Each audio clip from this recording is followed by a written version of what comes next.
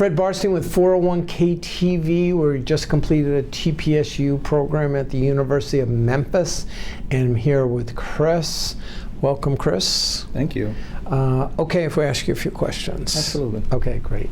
So today you talked a little bit about employee meetings and things that were working, things that were not working. So what was not working for you on the employee meetings that you talked about? Well, we had employee meetings. We have what you call all hands-on meetings. Right. And what we would do is invite our investors, advisors really, and to talk to and do, financial wellness and talk about the 401k plan. Sure. And then they would sit over to the side and, be available to talk to the employees. Right. And also enroll employees. Right. And what we saw was there was a lot of times where employees were not engaged and not Right. going over and not talking to them. So what we decided to do was create these lunch and learns. Right. And have smaller meetings. Right. And we found that the participation with the smaller meetings were a lot greater.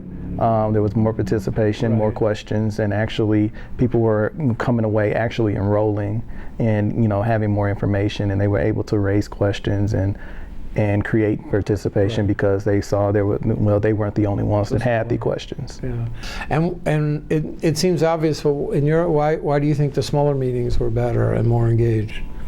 Well, mainly because, I think that, with the larger group, some people are afraid to speak up, in fear of, feeling that their questions sound stupid. Right. And with the smaller meetings, they, even with the speakers, they actually engage some of the employees a little bit more, yeah. So it was easier for them to talk to and even ask questions, instead of speaking to a larger group.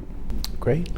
Final question, a couple of things you learned that you may want to implement when you get back to the office? One of the things that I really want to implement, as we've been talking about, employee participation, has been the auto enrollment. Right. The statistics and the numbers say that auto enrollment, actually has increased the numbers. So that's one of the big things that I think I took away.